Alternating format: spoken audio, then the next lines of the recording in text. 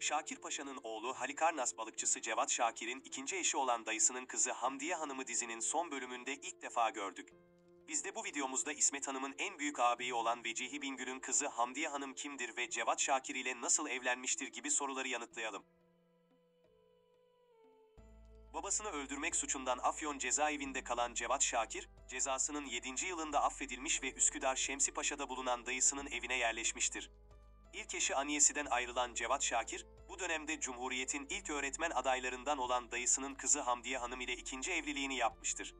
Cevat Şakir, Hamdiye Hanım'ın ailesi sayesinde Babı Ali'den Sedat Simavi ve Zekeriya Sertel gibi önemli isimlerle tanışmış ve 1925 yılına kadar geçimini tercüme yaparak, karikatür çizerek ve renkli dergi kapakları hazırlayarak sağlamıştır. Cevat Şakir'in Hamdiye Hanım'dan Sina isimli bir oğlu dünyaya gelmiştir.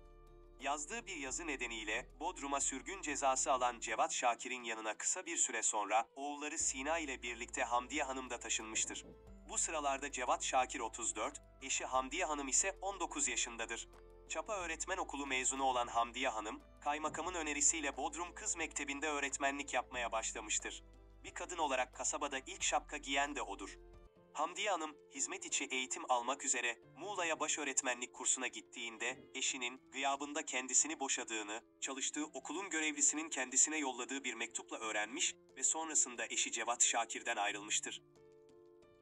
Hamdiye Hanım'dan ayrılan Cevat Şakir ise, komşularının kızı Hatice Hanım ile 3. evliliğini yapmıştır. Hamdiye Hanım uzun yıllar sonra eşi Cevat Şakir'den boşanma olayını Bodrum'a sürgüne gittiğinde, bir ay sonra da ben gittim ardından. Uzun yolculuklardan sonra kucağımda Sina, Bodrum açıklarına vardık. Cevat, bana bir arkadaşı vasıtasıyla bir sandal yollamış ve kıyıya çıktık. Bize hasretle sarıldı. Hatta suya inmişti. Birkaç ay sonra kaymakam, öğretmen okulu mezunu olduğumu duyunca bir görev verdi ve öğretmenliğe başladım.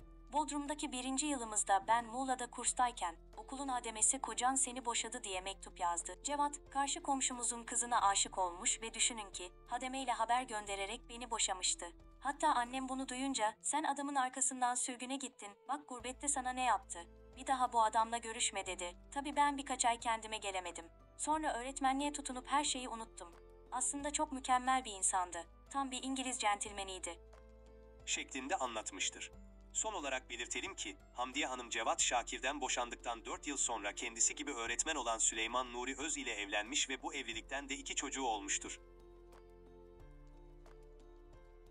Yeni içeriklerimizi anlık ve güncel olarak takip edebilmek için kanalımıza abone olarak bildirimleri açabilir, beğeni ve paylaşım yaparak bizlere destek olabilirsiniz.